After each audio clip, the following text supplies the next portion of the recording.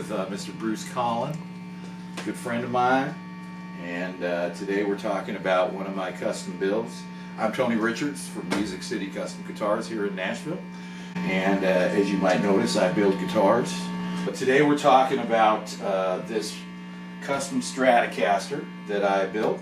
This is kind of a unique Stratocaster. It's got a one-piece walnut body, which you don't see very often.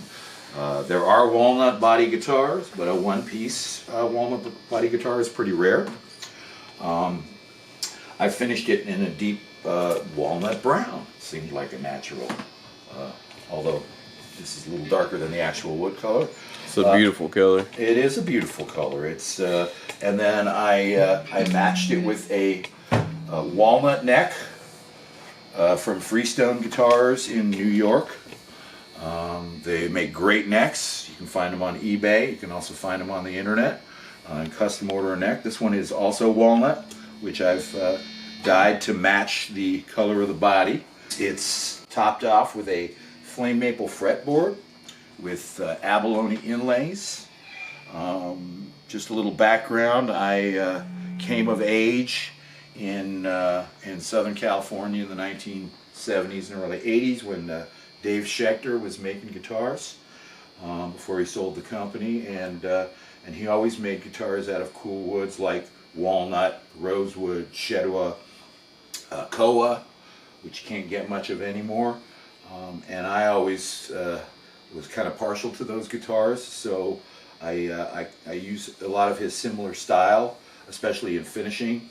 I hand dye the woods with an aniline wood dye, and then seal them with a combination of oil and wax, just like Dave did back in the day. It produces a very natural wood finish. You can feel the grain. I don't use grain fillers, as most of the major manufacturers do, because they spray their guitars with poly or nitro, but they usually fill the grain so that it's smooth. I do not, so the natural grain, you can feel it. Yeah, I love that. So you see the knots here? Yep, you can see the knots and the actual grain. And when you're feeling the wood, you're actually feeling the wood, because this finish, unlike a sprayed finish which sits on top of the wood, actually becomes part of the wood. It seeps into the wood itself, so it's not going to chip. Obviously you can ding it, but unlike a poly finish or even a thicker lacquer finish, it's not going to chip. It's going to wear down a little bit as time goes on. But one of the nice things about an oil and wax finish is that the natural oils in your hand will actually, over the years, kind of bond to the oil in the wood. So it's not going to dirty up. A little bit of microfiber and maybe a little bit of carnauba wax, and it polishes right back up to a nice sort of patina, I guess you would call it, a nice luster. Walnut is very similar tonally to maple, but it's a little bit lighter. Walnut can be very heavy. This particular one, I think, weighs about 8 pounds total, which is very medium light for a Stratocaster. It's fitted with a set of Fender Custom Shop 56 reissue pickups, which are super chimey. They have a very glassy top end, a healthy mid-range and bass. They're a little better top end than the 54s and the Fat 50s. They're not as high output as, let's say, the Texas Specials, but they will dirty up nice.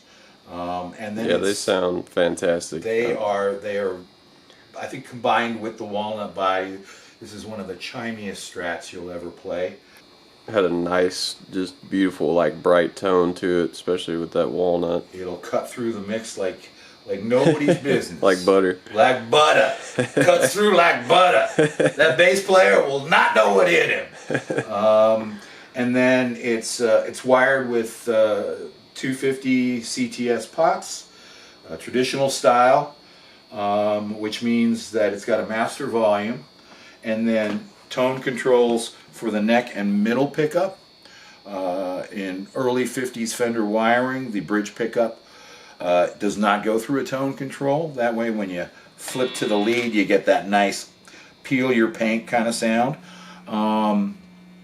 And all vintage cloth wiring. Great for like country twang. I've noticed like the bridge pickup has like almost like a Telecaster. It does. That's one of the advantages of not having it run through a tone pot, because even if you have the tone pot fully open, it is going to take some of your top end away, just by the nature of how electricity travels. As in the vintage early 50 Strats, the bridge pickup goes straight to the volume control and then to the output. All vintage cloth wiring, a Switchcraft 5-way switch. Again, everything's been wired with vintage style cloth covered wiring. Switchcraft output jack. I've put a vintage style but with modern saddles 6-hole Wilkinson tremolo on it. I decided that tremolo is so freaking smooth too. Yeah, it really does. It's very nicely set up too. The Wilkinson big block trem is one of the nicest there out on the market. And the tuning stability, like that thing stays in tune. Like, well, and that's because not only do we have the Wilkinson tremolo, but we have a set of hip shot locking tuners using the UMP, as they call it, Universal Mounting Plate system, which gives it a little bit more sustain. These are the open gear locking tuners, and they are staggered, so you do not need to use a string tree, which will sometimes catch up the string when you're using the trem. And then I've installed a Graphtec graphite nut for nice, easy, smooth bends. Get that nice swell sound, and the string travel is very nice and even. Comes back to tune nicely. It's fitted with, as I said, a Freestone Guitars neck. Walnut.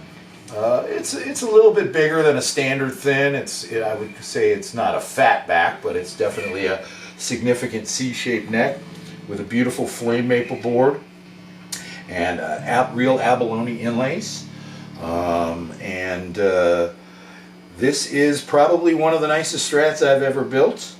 I put a lot of thought into it in selecting the components and finding a very nice walnut neck that matched with the body took me a while.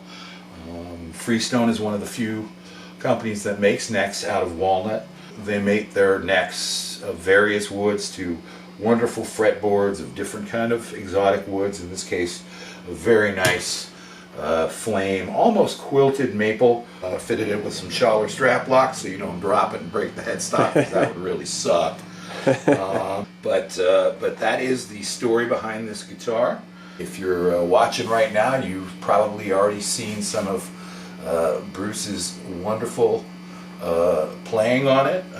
It's a great guitar for country, swing, folk music. It really cuts through a mix, but you can put it through some dirt too. Bruce will tell you the bridge pickup, since it doesn't go through the tone circuit, really pops when you switch down to that for the lead. And that's the story of this guitar, which is, like I said, I think one of the nicest Stratocasters I've ever built, and enjoy Bruce's wonderful playing on it through this demo.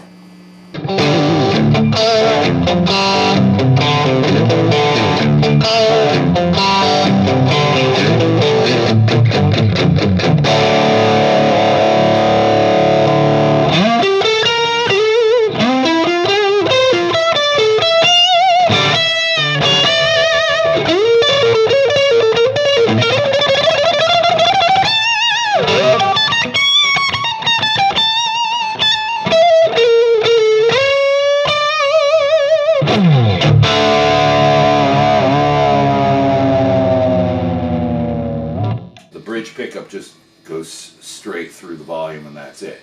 Okay. So that there's no loss of volume through a tone knob. Okay. So that's like the 50s. Yeah, that's the vintage style original wiring. In the 60s, they switched over to adding the bridge pickup to this tone pot. But in the original ones, the whole idea was to get that peel your paint kind of no load tone control to the bridge pickup, so it's just going straight to the volume. And that's how they did it that's how they did it in the 50s when Leo was in charge. But yeah, so that's why it's wired that way. So yeah, if you were sitting there on the bridge pickup and wondering why the tone control wasn't doing anything, it's because it doesn't do anything. Okay.